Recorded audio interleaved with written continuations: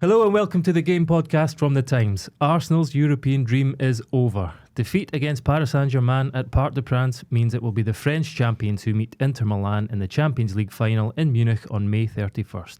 We'll be discussing what another trophyless season means for Mikel Arteta and what the Arsenal manager has to do to turn perennial nearly men into winners. And we were treated to another epic clash between Inter and Barcelona on Tuesday night. Inter's 4-3 win after extra time brought the number of goals scored over both legs to a record-equalling 13 and put Simone Inzaghi's team into their second final in 3 seasons. We'll be discussing where that classic ranks in the pantheon of European knockout football and looking ahead to the final at the Allianz Arena. I'm Gregor Robertson, and with me today are the chief correspondent for The Times and Sunday Times, Martin Samuel, the football correspondent for the Sunday Times, Jonathan Northcroft, and the former Chelsea and Marseille striker, Tony Gascarino. Guys, a good week of football. An epic week of football. Yeah. Let's start at the Parc des Princes, Martin, from which you've just returned. I have just returned. Just got off the Eurostar. Yeah. Great dedication to the podcast, thank you. Thank you very much. How was it? What was the atmosphere like? The atmosphere was great. The atmosphere was incredible. I like the Parc des Princes. I mean, the Parc des Princes hasn't changed. I mean, I was trying to plug my laptop in. I think I found a pen that I dropped during Brazil versus Chile in 1998. So, I mean, it's they've done nothing to it virtually, but it's a great atmosphere. They play something when they come out. PSG. I don't know what. I've been trying to find it. You can't. Every time I type in, a million like really terrible things come up. But whatever it is that they come out to is just magnificent. And the best team went through. Possibly the best team in the tournament. We'll see. In fairness, Arsenal's start was something. Arsenal's start was all right. Yeah, Arsenal started very well. You know. Not, you can't start. Not effusive about that. You can't start. You know, they finally scored with 18 minutes to go out of 3 hours. At the time when they were 3-0 down. I'm reading a lot of stuff this morning about how close it was or whatever. Mainly from Mikel Arteta. Yeah, mainly from Mikel Arteta. I don't know. Was he at the game? What game was he watching? Yeah, I mean, I don't know. I don't know what he's. I don't know why. Well, Donnarumma was the big reason that he alluded to. But a goalkeeper's allowed to have a good game. I mean, the man had but PSG, there were a couple of chances late on in London. They hit the post last night. They missed a penalty. I mean, it was fairly comprehensive what PSG did. I'm very, very impressed with PSG. Arsenal all right. Arsenal okay. But if the long throw started in the 4th minute. You know, this was a club that, Don't start me on long. Tony's been talking about this to me this morning. I think there's a piece incoming about Arsenal's can you dedication remember? I don't know if it was one of the very early social media, fan TV things. The famous Stoke station outburst, 3-0 down to an effing pub team, was what I remember from it, and that was because Stoke used to bombard Arsenal with long throws. Now, Arsenal in the semi-final of the Champions League, that was how they thought they were going to get at PSG. Look, I think they've got a lot of work to do there. But it's not one striker. It's not one striker and then it's all right. It is not one striker and then it's all right. No, I mean, the minute that the PSG too. I mean, when people were saying Donnarumma was the best player on the pitch, I have Fabian Ruiz all day, because they worked out Declan Rice's new position and the way he was being used with Thomas Partey. And once they worked that out, I didn't think PSG were going to lose. So that's after the first 15 minutes, because they didn't seem to be able to get the grips with it in the first 15 minutes. And then they worked it out. Once they worked that out, I always fancied PSG last night. I'll play devil's advocate then. I mean, the first 26 minutes, but no, I read they had like 75% possession. But no, seriously, Gregor, is it what you genuinely believe, or are you playing devil's advocate? No, I remember what I remember. Because devil's advocate, the advocate is not actually on the side of the devil. He is just being the devil's advocate. That's what he's doing. So, do you genuinely believe this, or are you just playing devil's advocate? I genuinely believe that Arsenal were very impressive in the first 25 minutes. Like I remember watching it, thinking, "My God, they're dominating the ball. They've got PSG pinned back." They had several good chances. Declan Rice's 3rd-minute header being like, absolutely. That's a what-if moment. And Donnarumma's save, but in particular, to Odegaard's shot was huge. So, like, I know it's not the question is not should Arsenal take any credit for that. It's just like they showed that they're kind of they can compete at this level, and Arteta's not entirely wrong when he says we're up there, kind of challenging these teams now. We're up there. No, they're close, aren't they? But they're not. Yeah. They're close, but they're not there, and that's where they've been for 3 years. They were really good at the start of the game. He came up with some tactics that worked, whether they're pleasant tactics or not. The aerial bombardment got PSG under pressure. They pressed really hard, really high. They kind of went all in on that, and they should have scored, but they didn't. And how many times have we said Arsenal should have scored in a game? Apart from that, and this is Martin's point. I mean, you're talking about 180 minutes of football where they lost it 3-1, and that was a really good phase in that 180 minutes for them. But that doesn't make the whole tie. I think the right team went through again. I don't think Arteta helps himself with nonsense like we're the best team in the Champions League. So why do you think he said that? I think he's a bad loser.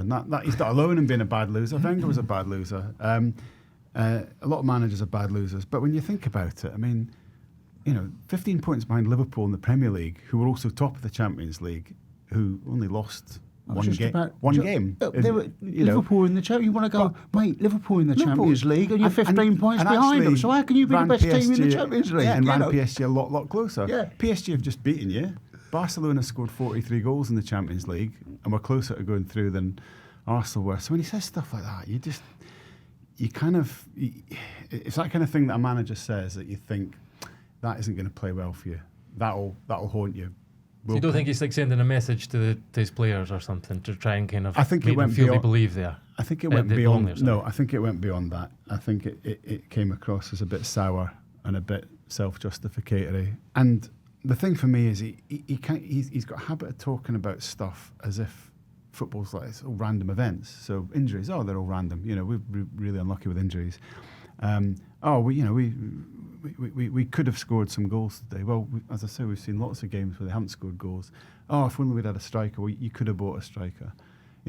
I would look at why does Declan Rice head a really good chance wide? Why does Bukayo Saka put the ball over the bar? These are two brilliant players.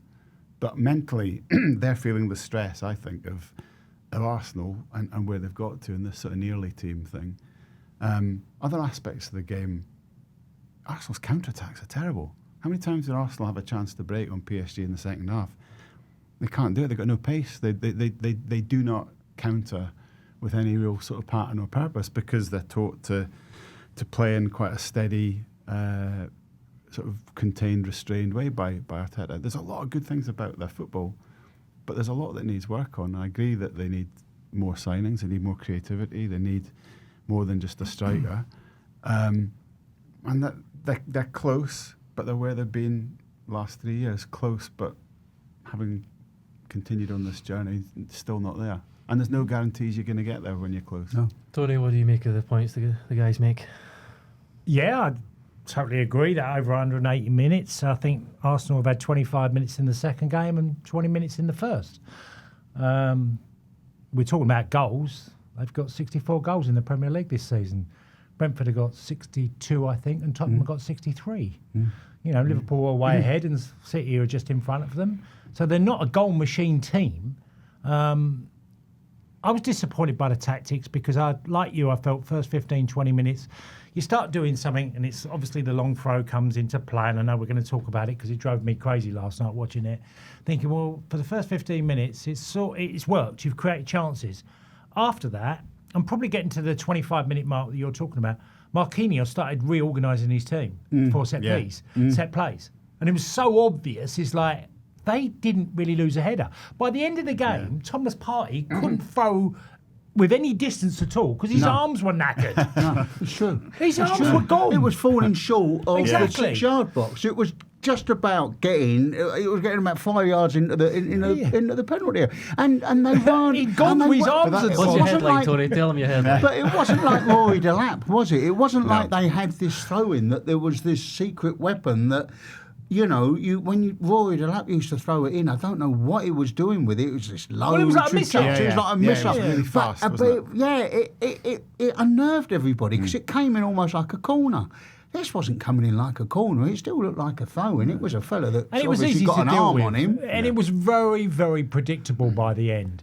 We were one of the best Republic of Ireland with doing long throws. Mick McCarthy would go out, he'd launch it in. We had either me or Noel Quinn would get on and look to, but we didn't do it as much as Arsenal. I said to Gregor before we come on, I said, Arsenal made us look like we were, you know, a team that played out from the back from everywhere because we did use the long throw, but only now and again. And it was too predictable. I thought. I was getting messages from people saying that they thought that you know it was going to be like, what is it, the something singer, the masked singer, the masked singer, or whatever. Or the you know, Scooby-Doo. Arteta was going to take this mask off at the end, and it was Harry Bassett, basically. You know. I was thinking of headlines, and I said to Greg, I said it's got to be Thomas can't throw a party. Kind of works. But you know what I mean? I was like, and also about there's a few things about Arsenal that. You can look. I know we're going to talk about a deeper issue, is where the club and haven't won a trophy for 5 years and all things like that. But also, it was so predictable that Martinelli. Yeah. When I saw a key man against him, I said, look, he's going to have a really hard time because Martinelli is really based on trying to get out of his feet, knock it past the defender. Akime's really quick. And he got past him once in the first game when he nutmegged him inside the 18-yard box, got it through and got the other side. That was it in the first game, really.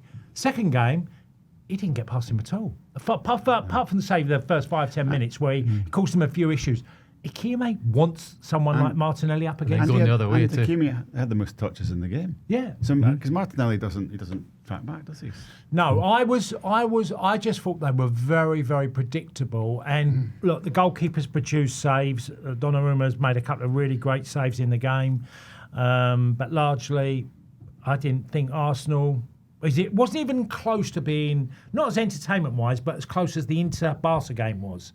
This was quite a big gulf between the two clubs, I felt. And you could make an argument Arsenal could have, scored with Saka a big miss near the end. And Into Barcelona, and that, I know we'll come on to it, but the incredible thing with the Inter-Barca game is that virtually every goal changes the balance of play, apart from the bit where it goes 1-0 to 2-0. Everything else is this game seesawing. Yeah. Whereas if you look at PSG Arsenal, it's PSG are 1-0 up, then PSG are 2-0 up, then PSG are 3-0 up, and then Arsenal score. Well, at no stage, once the first goal goes in, at no time does the direction of travel actually change. It's always going towards PSG, and that. As that first goal was scored in the 3rd minute of the first match, I'm sorry, I can't have this. It was so close, it was so tight, because you're thinking, no, there is a pattern of this game, and it is PSG taking it further and further away from Arsenal. You could argue Aston Villa were closer against PSG. PSG. A valid point. Yeah, absolutely. And Liverpool certainly were. And in both games, that second, the first game, I was at the first game, and the third goal has sort of killed them, really. At 2-1, you'd have come away Aston Villa at 2-1 in that first game thinking, right, we've got a chance here. We've got. It was only that they scored the third goal in that first match that you looked at and thought, I'm not sure they're going to be able to beat this lot by 2 clear or 3 clear to go through. Can I ask everyone a question? This about the Premier League is obviously deemed as the biggest league in the world, and it is financially and for other reasons as well. The amount of transfer fees that clubs pay, but you've seen. I've seen, witnessed PSG basically been torn apart in the forward areas, and yet they've rebuilt. If you think they've lost Mbappe, Neymar, Messi, Icardi, if you go through a few in recent years, they've rebuilt their whole forward line to have one of the, if not the most dangerous. But they spent a few quid doing so. There's this kind of idea now that they're like, almost like plucky underdogs because they've shorn themselves off. But you can rebuild with, they've done some really shrewd business. They have, yeah. Dune's been a terrific player. Dune's been a terrific player signing for them. Kvaratskhelia was cheaper than Anthony. Yeah, He he was. was. He was. And Russia- And and he wasn't. Hoyland. He wasn't actually Napoli, wasn't he? Yeah, It was Napoli and he was, wasn't. yeah. He wasn't Like getting Rodriguez. in. So And is he wasn't particularly happy, and all of that. It wasn't like they came in and took Napoli's best player. They took someone that. Well, he'd been wasn't- close to it, Martin. There was a lot of things going Napoli on. are But he not was team. unhappy, Yeah. wasn't Yeah. he? He Yeah. was unhappy. He for was one definitely the reason or best another. player, Yeah. but he definitely wanted to move on. But we've Yeah, also wanted to move on. He wanted to seen move on. Barcelona reinvent the forward line. So is your but- point here that why have Arsenal not done this? Well, they've knocked Liverpool out, they've knocked Aston Villa out, and they've knocked Arsenal out. And it's all this money and all this. We look at clubs and say, oh, they need this, this, and this. Cannot people think that Barcelona rebuilt their forward line with Rafinha coming in? That they've produced. Yamel's come through as a kid, but they've rebuilt their forward line. So have PSG. When weren't so long ago, they had Neymar, Mbappe, they've had Lionel Messi, they've had Icardi. These are all great players, and they've rebuilt. So this argument of looking at clubs from the Premier League, I find quite strange. I mean, I've gone off on a tangent there, but I find it interesting. Enrique enjoyed making the point of we're the Farmer League, aren't we? Yeah. Sort of. Yeah. And the I fact don't that know who calls. I don't know who calls them the Farmers League. Anyway. I mean, I can remember this. I was in Well, because it's a myth, Martin. when they got to the final before.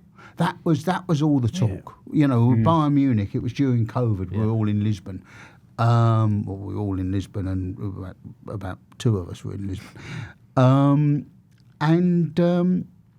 And that was all the preamble of that match was all about. Everyone calls this the Farmers League and stuff, and you're thinking, calls it the Farmers League? It's a better league than that, but it's got one. Dominant team now. It used to be Lyon, and now it's PSG. But it's not the Farmers League, and I mean that is quite possibly the best team in Europe. I mean, I keep saying quite possibly because you don't know what Inter Milan are capable of in the final. Yeah.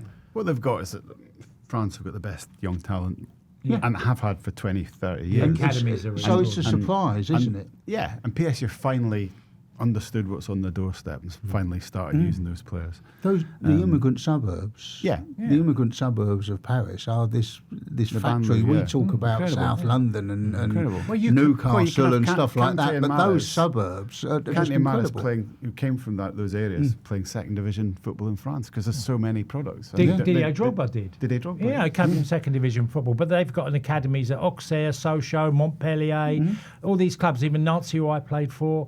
They all these clubs have got fantastic academies, and they produce players from, like you said, from different regions of France, and they've been exceptional at doing it.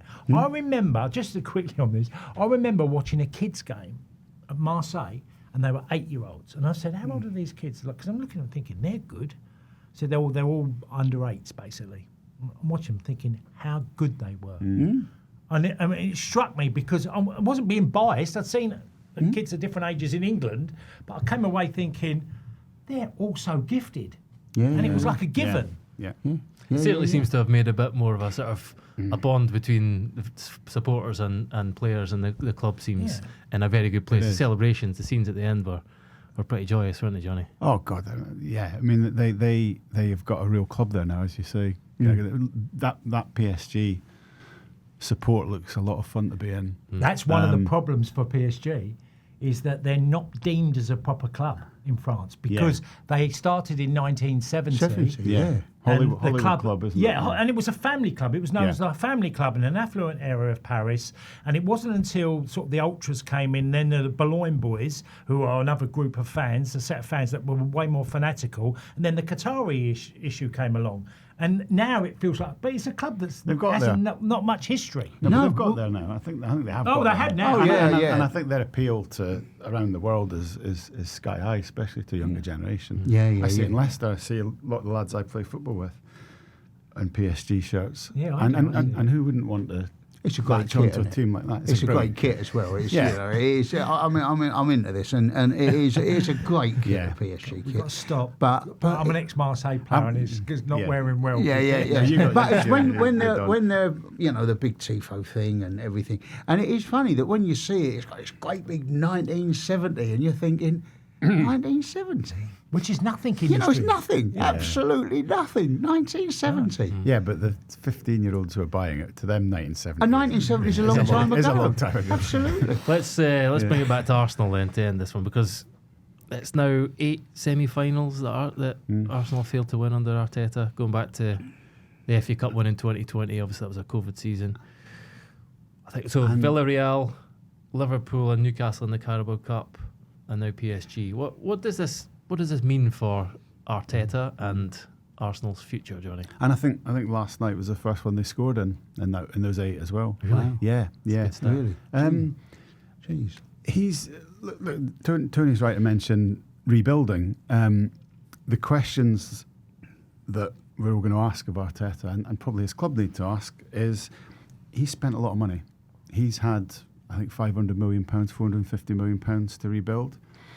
And he's still talking as if there's a lot of kind of random things have happened, like, I don't have a striker. Well, he's had time. He's had time to identify those types of players and go for them. And I say that because I think he's prioritised in other areas. He's prioritised control. He's prioritised physicality, midfield. And what they've got to decide is whether he's entrusted with the next chunk of money, because I don't think there's a lot of resources at Arsenal. It's a self-sustaining ownership model. They've pushed the boat out to back him to get to this point. So they've got to ask those questions. They do have a new sporting director, but I think Arteta's still the power there. Is he the guy to go the next phase? It's really difficult because, having been critical of him, you can see the coaching job he's done. You can see the culture work he's done in building a really tight, determined group. And they never, in a difficult time, they never stopped being aggressive, being Arsenal, being together. And that's impressive when you think of where they were, the rabble that he inherited at times. And he's done a really good job over 5 years, but he hasn't done as good a job as Arne Slot has at Liverpool in 1 year, and he hasn't done as good a job as Pep Guardiola's done over that time. So that's where Arsenal are. Is this young coach who's developed in the job and been a kind of 8 out of 10, you've almost got to do that manifesting thing, that mental picture. Can we picture him winning a title? Now, I would give him another year, but I was arguing with my missus last night, who is Norwich fan but got a passing interest in Arsenal. She wouldn't, and I think there's going to be a divided fan base on it.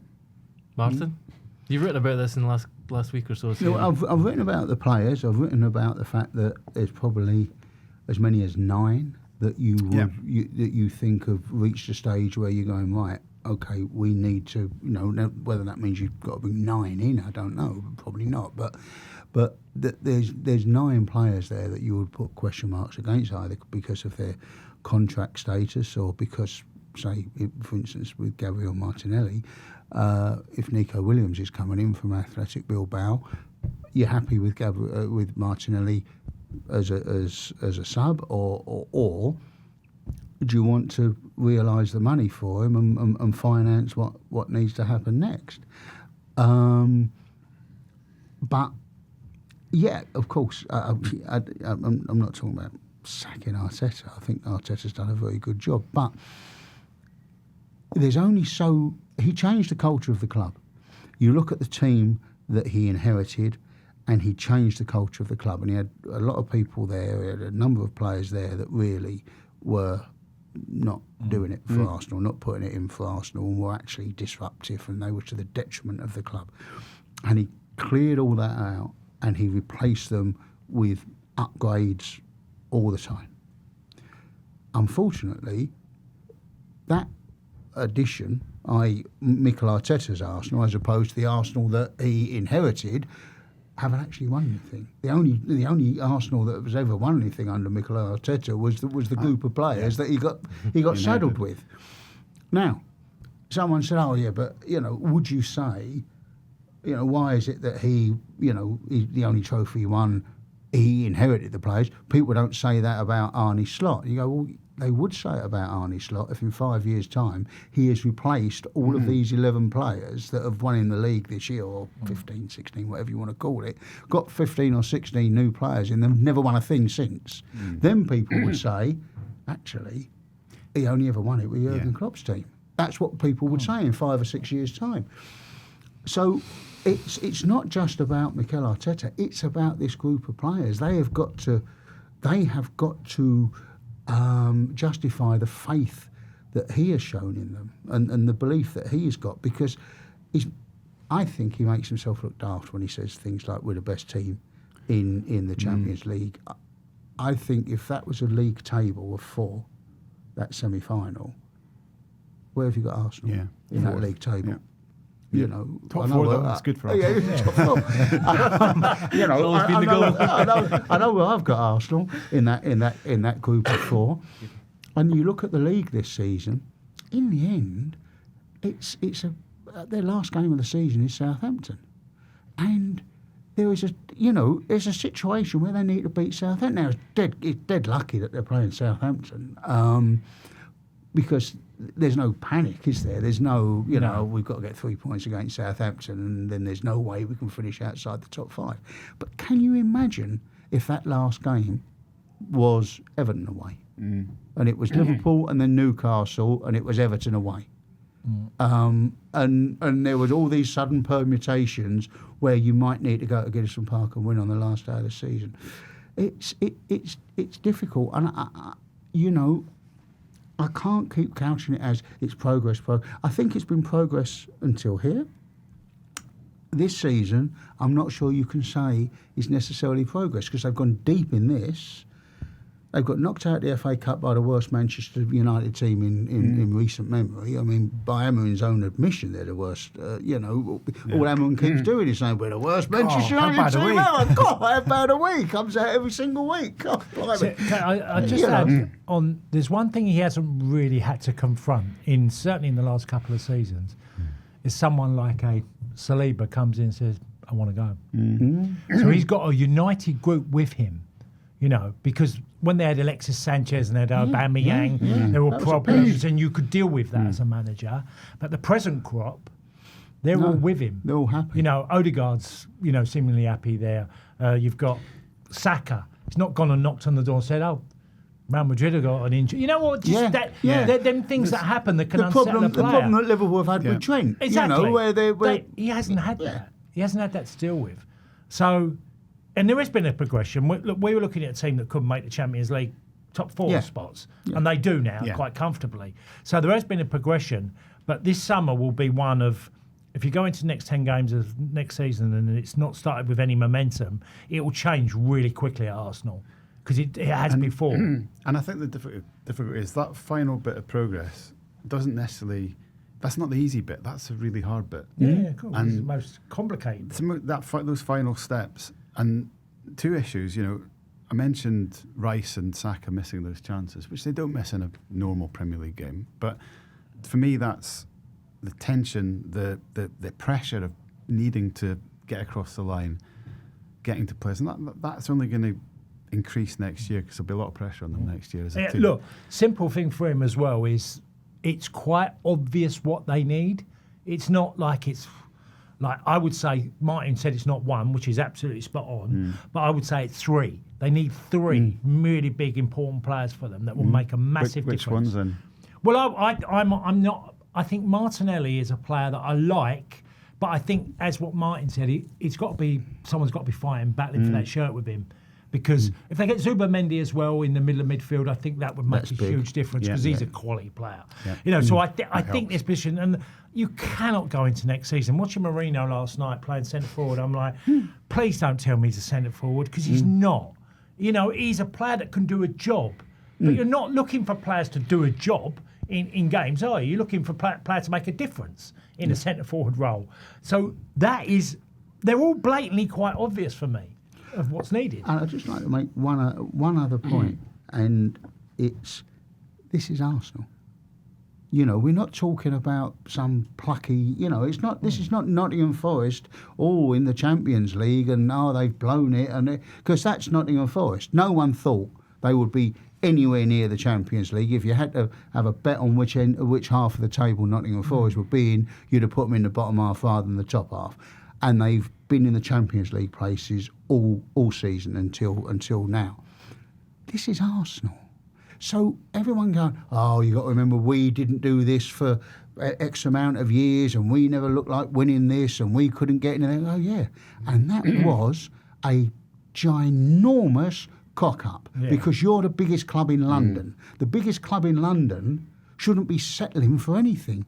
They're immensely rich, immensely powerful, had pretensions to break away, leave everyone high and join a Super League not so long ago.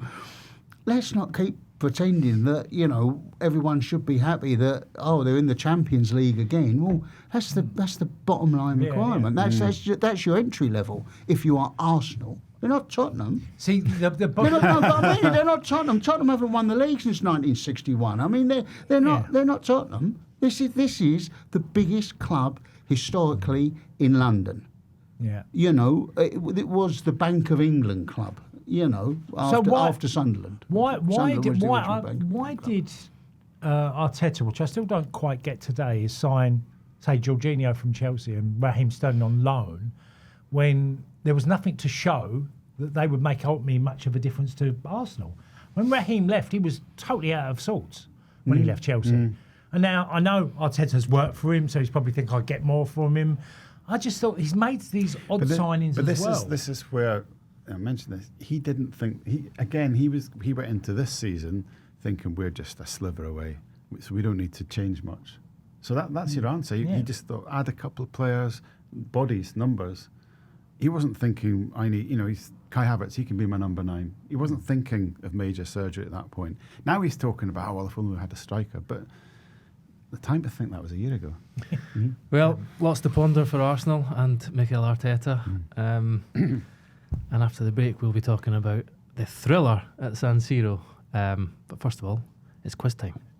Who am I talking about when I say a former footballer who played for Stoke City, Paris Saint-Germain and Bayern Munich? Find out it's after the guy the with break. the double barrel. Welcome back to the Game Podcast from The Times. I'm Gregor Robertson alongside Martin Samuel, Johnny Northcroft and Tony Cascarino. Before the break, I asked a quiz question and the answer is... Choupo-Moting. That's right, Eric Maxim Choupo-Moting.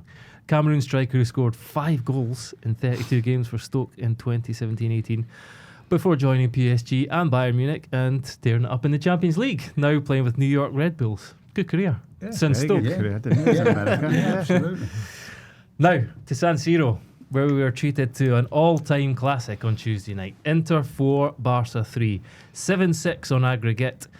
Hamza Khalik Lunat's report described it as the best sequel since Godfather 2, and I don't think he was far wrong. Inter once again ran up a 2-0 lead. Barca once again responded with 3 goals, the last of which, Rafinha's, came in the 87th minute. But Inter once again drew level through the unlikeliest of sources. The 37-year-old Francesco Acerbi, who sent the tie to extra time in the 93rd minute. And then there was bedlam when David Fratesi scored the winner. And Inter was still indebted to the goalkeeper Jan Sommer, who denied Lamine Yamal at the death. Wow. What a game, Johnny. What a game. Yeah, well, I mean, what a tie and what a game. Did it live up to or beat the first leg? I think it did, yeah. For what Martin said earlier, that it being the second leg, it was of similar quality, but more drama. The difference was every goal really, really meant something. And the matchup, it's that styles make fights thing. The matchup was just fantastic because Hagler. Well, I kind of think of Inter are sort of like Ken Norton, if that makes sense. Yeah. Remember, Ken Norton was never the best heavyweight, but he was really awkward, and he gave Ali a really difficult fight every time. It's all good off my head, but it's okay. Right? Continue. Yeah, you were very young, aren't you? Yeah. Audley Harrison's Ali's probably where you jaw. started. He did, yeah, and he was difficult, wasn't he? He was ungainly, and I think Inter are kind of that team that.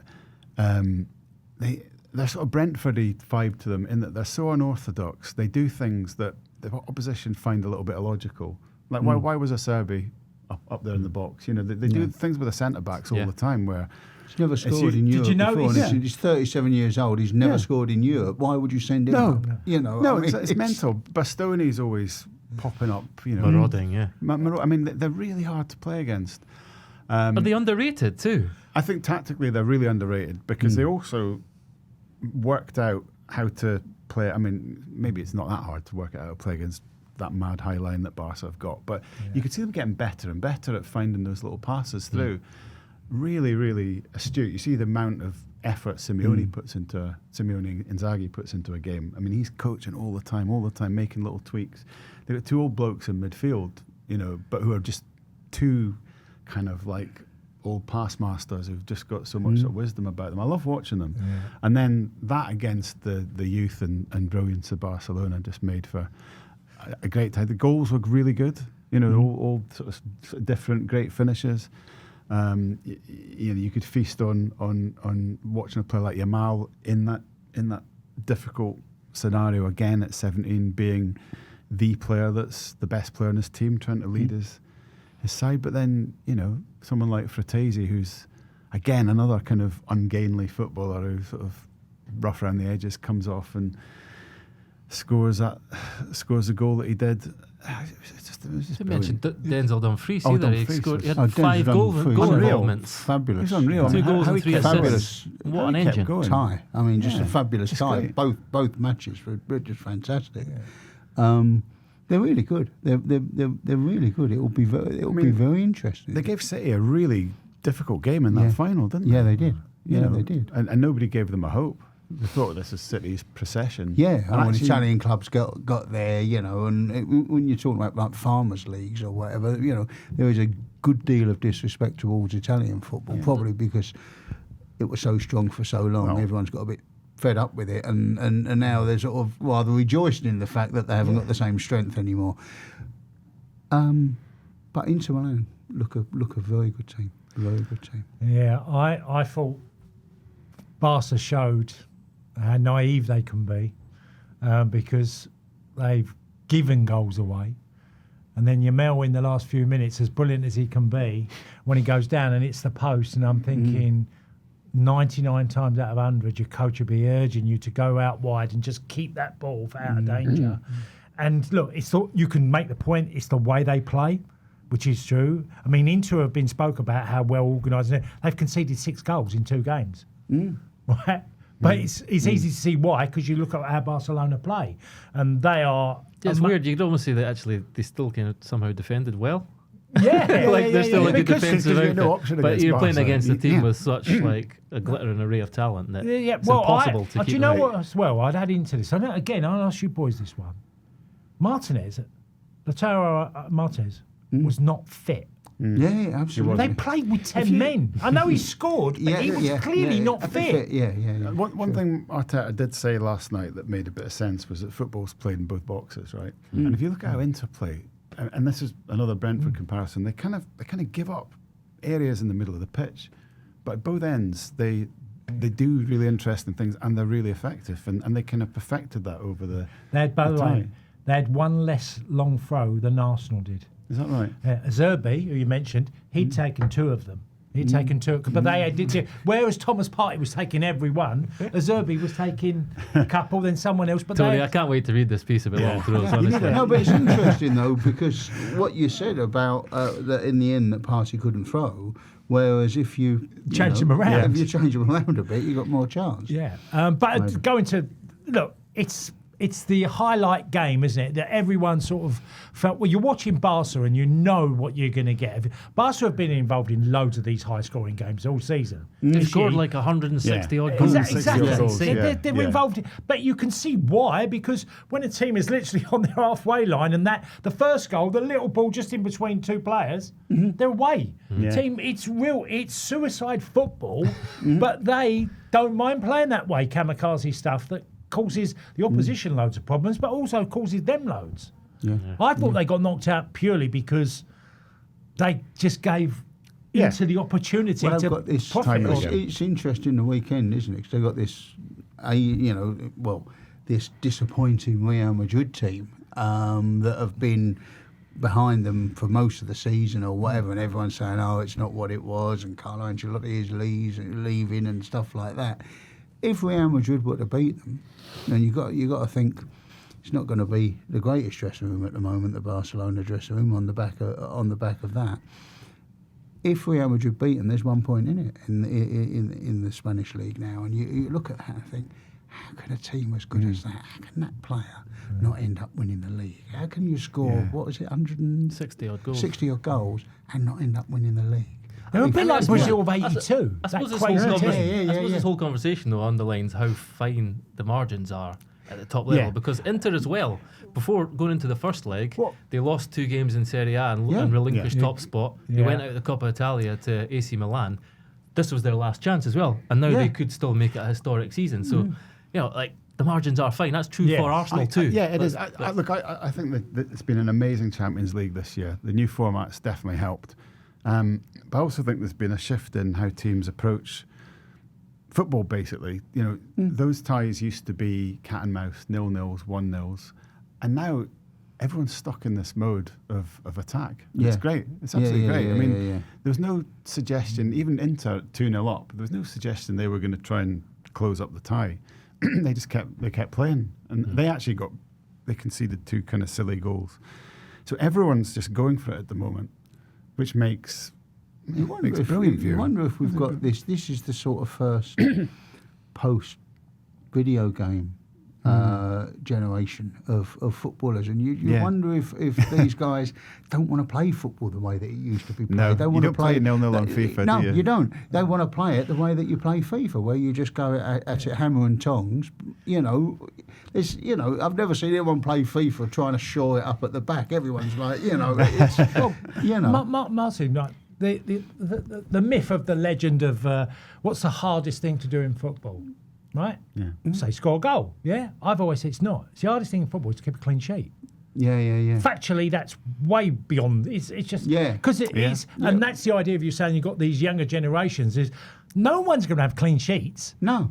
They're just not the way the game's being played now. No. If that's evidence of what we're talking about, what we witnessed this week, and over the season with Barca, clean sheets. Who's going to keep clean sheets? We No had a chance. fabulous player in our FIFA. We had him. We had Invisible tangent. Nanny. Invisible Nanny. It was a glitch in our FIFA game. Nanny, who used to play for Manchester United. Nanny, Nanny, right? I thought it was somebody looking after No, Lamal. Yeah, your granny. I think that your granny. Fantastic. No, that would have been good. That would have been really good. My nan came from South London. She could put a few tackles in, I would have thought. But anyway, we had Invisible Nanny. And you couldn't see him. He didn't show up on the... Is that just normal Nanny? It just didn't show you. I did do that joke in a column once. But he didn't show up at all. So it was only when the little arrow was pointing at his head you knew where he was. So he was just this magnificent wild card. If you got Invisible Nanny, put him in your team, he'd suddenly pop up from absolutely, literally from nowhere because you didn't know where the hell he was. Fantastic. Great random thing. They managed to nullify Yamal a little bit more in this game. I mean, not you never can, but they did sort of seem to learn from the first leg, didn't they?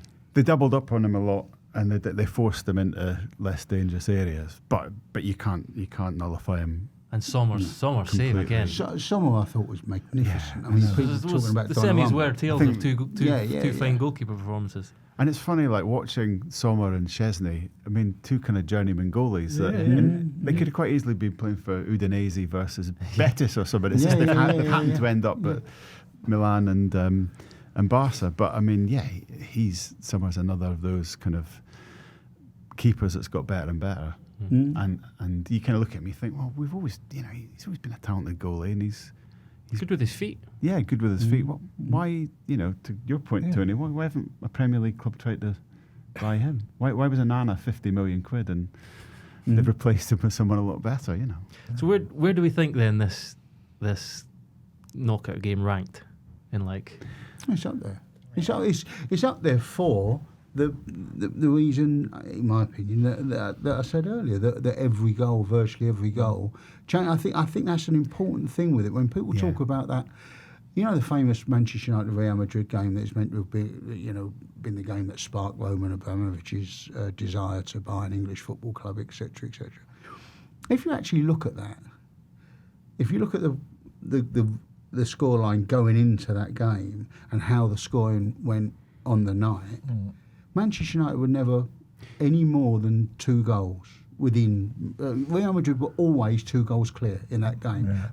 On occasions they were 3. I think they might even have got to 4 goals clear. Was this the stage. Beckham game? And he was he had a brilliant performance in vain. Ronaldo hat trick. Yeah, absolutely. Yeah. And but actually, because of the score from the first leg and because of away goals counting double, United were never better than 2 goals outside Real Madrid all night. So, I would argue that the better games are the ones where virtually every goal is changing it. I'll throw one at you. You're in front, they're in front. Exactly there. Then it's level. Then someone's AC Milan versus PSV Eindhoven. The year that Liverpool get to, I think it's the Istanbul year actually. Because there's Chelsea versus Liverpool, which we're all like fascinated by, but it's an atrocious game of football. But it's brilliant in a different way. It's brilliant in a different way, but it's an atrocious game of football. In the meantime, I think on the other night, or the same, I think they were being played on the same night back then. I think everything was on the Wednesday. AC Milan, PSV Eindhoven is this astonishing sort of ding dong. I want to say Ji-sung Park is playing for PSV. And it's a brilliant game. It's a good point because a lot of the games that have been brought up in the last 24 hours are like Barca's remontada against PSG, but that's a very different. That's like a huge comeback. Liverpool's comeback against Barcelona or the miracle of Istanbul. They're still really hugely dramatic because like it starts have they got a chance? Have they got a chance? But this was different because, as you say, like it was a complete ding dong throughout the whole time. I mean, I think I hate recency bias, but I can't think of a better one. I mean, I think of the 2018 Liverpool v City tie, which was incredible, just because there was the shock value of seeing that amazing City team going three goals down after 20 minutes at Anfield or whatever it was. I mean, it finished 4-1, didn't it? That game. It did, but this is it finished 4-1, but from 3-0 up to Liverpool onwards, it was City probably dominated the entire next 100 and whatever minutes, and yet Liverpool managed to somehow sort of hold out and then beat them at the Etihad, and that was incredible football in a just the dynamics of it. But it still didn't have that thing that we're talking about that this tie had, which was just the way it went back and forward, and it felt like any team could score at any minute. The one I also think back to as well was City Spurs in 2019 because of the away goals rule, as well as throws up another dynamic. That was 4-4 in aggregate. And then Sterling scores right at the end, and there's like absolute bedlam, it's raucous, and then VAR. And it was like a deflection as well. Bernardo Silva stuck out his leg to block a pass by just Christian Eriksen. I was watching it back earlier, and it went through for Aguero, I think, to score. Not for Sterling, sorry, to score.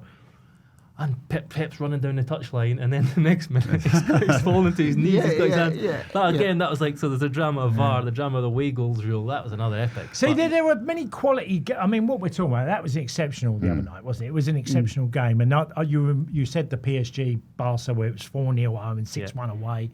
One of the greatest ties I've seen, but isn't loaded with goals, was Inter Milan playing at Barcelona when they won 3-1 at home, and they went to Milan. Jose's Inter when they won it, and they went and won. They got beat with 10 men, didn't they, in Barcelona? But it was an incredible performance by Inter, how they stopped this Barcelona team with 10 men. Yeah, he called it the most beautiful defeat of his career. Yeah, exactly. So look, for Chelsea different versus reasons. Barcelona, that was an amazing. I can remember being at that game.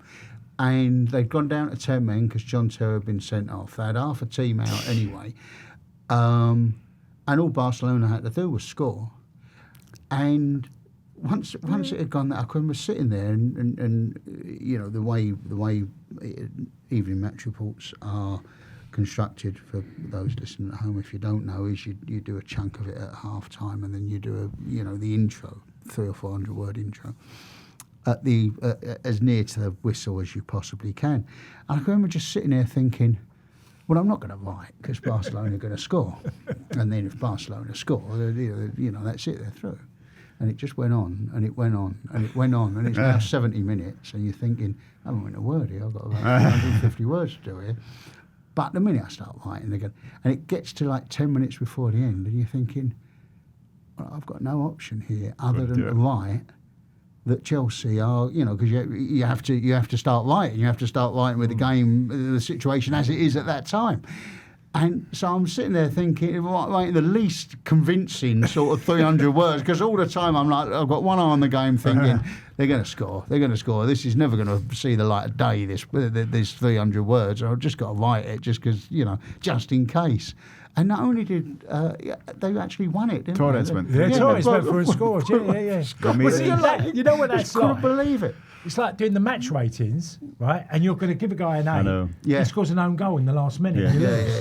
Yeah. And you're like, you can't give him an 8, and you've sent in an 8 because obviously you've got to get it in, and you've got to change that to a 6 or a 5.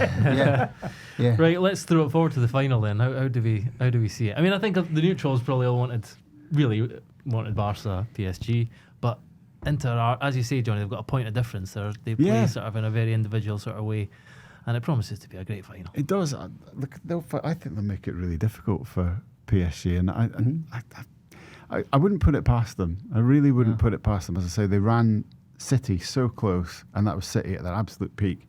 Just seen them beating Barcelona, and we've seen in PSG, still they've got youth, still they've got flaws. There are ways you can get at them. I would still put my money on them, simply because I think it might be underestimated that they have a good defence as well. We talk about them at the top of the pitch, but PSG have got a pretty decent defence, and I think they will be harder for Inter to score against than Barca, obviously, and they should just have enough. But if you'd said to me before the semis, Inter are going to be in the final, I'd have been slightly disappointed. Now I can't wait to see them. Can't wait to see what they're going to do. Yeah, I think I totally agree with John on PSG and their defence and stuff, because I thought what was very impressive last night was Luis Enrique before the game talked about, we've got to expect to suffer. We've got to expect to suffer against Arsenal. There'll be periods in the game when we suffer. I don't think he expected to be suffering quite as badly as they were in the first 10, 15 minutes. I really don't. I mean, that shocked everybody how good Arsenal were in that early stage, and yet they found their way through it. They weathered it, through the goalkeeper. Obviously, Declan Rice missed the goal, but Donnarumma, that little injury, that very convenient injury he got after the third chance in 8 minutes, where he made a fairly routine save, and the next thing you know, he's lying on the floor or whatever. You think, right? So, and then that just took a little bit of the heat out of it, and then after that, they weren't in trouble. They sort of rearranged themselves a bit, and after that, I didn't think they were really in trouble, and I was impressed with that. And that's happened a couple of times. You've seen it against Liverpool. You saw it against Aston Villa. I know Aston Villa got through in the game on the night. They actually got through that PSG defence. But then, if you remember, you're thinking, right, they'll carry on. This momentum will carry on, and the same way, PSG found a way through it. They steered themselves through it. They got their way through.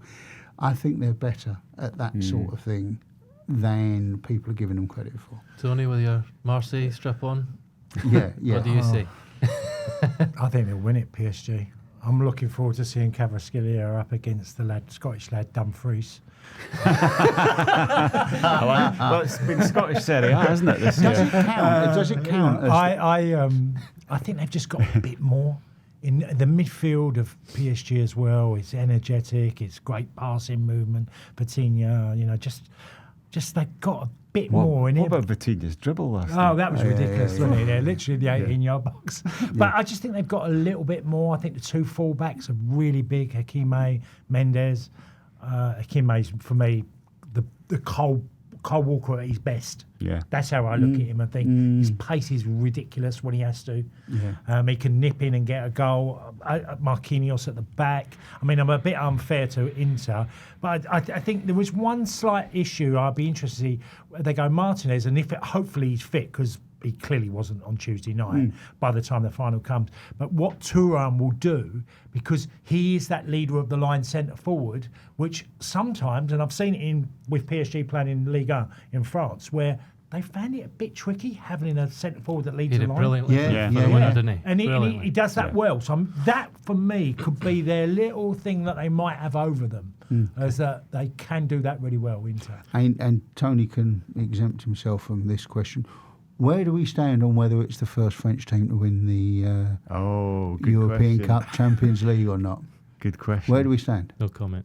Well, you're allowed to comment. do I I mean, stand? I'm the host- Tony, I I'm the can host today. understand he's in a little bit of a tricky position.